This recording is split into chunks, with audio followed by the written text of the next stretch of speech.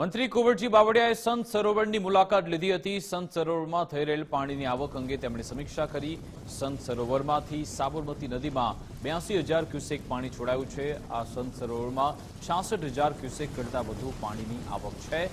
સંત સરોવરના તમામ 21 ગેટ ખોલવામાં આવ્યા। 51 ફૂટની ઊંચાઈએથી સંત સરોવરમાં પાણી વહી રહ્યું છે।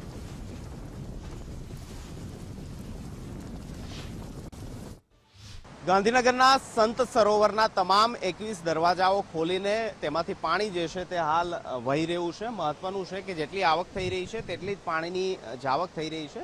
ખુદ મંત્રી કુંવરજી બાવળિયા સમીક્ષા માટે પહોંચ્યા છે। ખાસ સારો વરસાદ છે અને પાણી સતત છોડાઈ રહ્યું છે। કયા પ્રકારની અધિકારીઓ સાથે સમીક્ષા? 4 દિવસથી જે ધરોઈ ડેમના ઉપરના તાલુકામાં વધારે વરસાદ થવાને કારણે જે પરિસ્થિતિનું નિર્માણ થયેલું એને કારણે ધરોઈ ડેમમાંથી પાણી છોડવા માટેનું અમારા અધિકારીઓએ જે પ્રમાણે નીચે તમામ વિભાગના અધિકારીઓ સાથે સંકલનમાં રહીને, કોર્પોરેશન સાથે પણ સંકલનમાં રહીને 82% જેટલું ડેમ ભરાતા પાણી છોડ્યું છે। અત્યારે 5 વિયરો જે સાબરમતી નદી ઉપર છે બધાના અમે દરવાજા ખોલી નાખ્યા છે અને જે પ્રમાણે ઉપરથી પાણી આવે છે એ પ્રમાણે સામે નિકાલ થાય એ રીતની વ્યવસ્થા અમે ગોઠવી છે। એટલે હવે ઉપરથી પણ વરસાદ ધીમો થયો છે, એટલે હવે કોઈ પરિસ્થિતિ ભયજનક એવું કંઈ છે નહીં, નોર્મલ સ્થિતિ છે અને સતત અમારા સિંચાઈ વિભાગના અધિકારીઓ બાકીના અધિકારીઓ સાથેના સંકલનમાં રહીને ખાસ તેના કાંઠા વિસ્તાર અને સાબરમતી રિવરફ્રન્ટ આસપાસ પૂર જેવી પરિસ્થિતિનું નિર્માણ થયું હતું।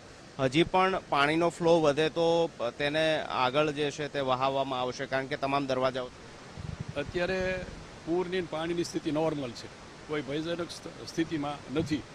ખાસ કરીને સાબરમતીના રિવરફ્રન્ટ ઉપર પણ જે રીતે અત્યારે પાણી છોડાય છે એનાથી વધારાનું પાણી આપવાનો અત્યારે કોઈ પ્રશ્ન ઉપસ્થિત થતો નથી।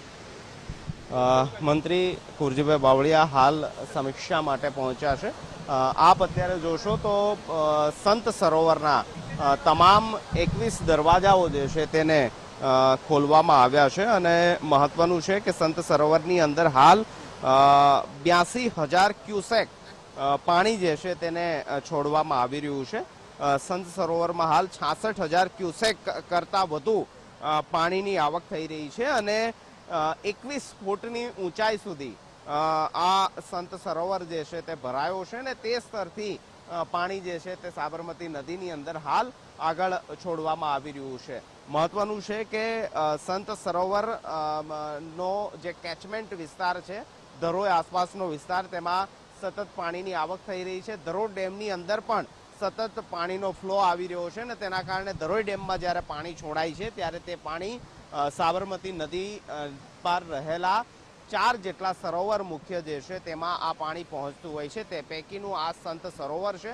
સંત સરોવરથી સતત પાણી જ્યારે છોડાતું હોય છે તો તે પાણી અમદાવાદ સાબરમતી રિવરફ્રન્ટ વિસ્તારની અંદર જતું હોય છે અને ગઈકાલે પણ જે પ્રકારની પૂરની પરિસ્થિતિ જેવું નિર્માણ આ સાબરમતી રિવરફ્રન્ટની અંદર થયું હતું તેનું કારણ પણ એ છે કે સંત સરોવરમાંથી સતત પાણીનો ફ્લો જે છે તે આગળ છોડવામાં આવી રહ્યો છે અને તેના કારણે પૂર જેવી પરિસ્થિતિનું નિર્માણ થયું છે। અલબત્ત હાલ વરસાદ શાંત પડ્યો છે, જેને લઈને હવે પાણીનો ફ્લો વધુ નથી આવી રહ્યો, જેના કારણે હવે પાણીનો ફ્લો ધીમે ધીમે ઓછો થશે અને પૂર જેવી પરિસ્થિતિનું જે નિર્માણ થયું હતું તેમાં પણ ઘટાડો થશે। પરંતુ સમીક્ષા બેઠક માટે આજે ખુદ પાણી પુરવઠા મંત્રી કુંવરજી બાવળિયા અહીં પહોંચ્યા હતા અને અધિકારીઓ સાથે તેમને સમીક્ષા કરી છે।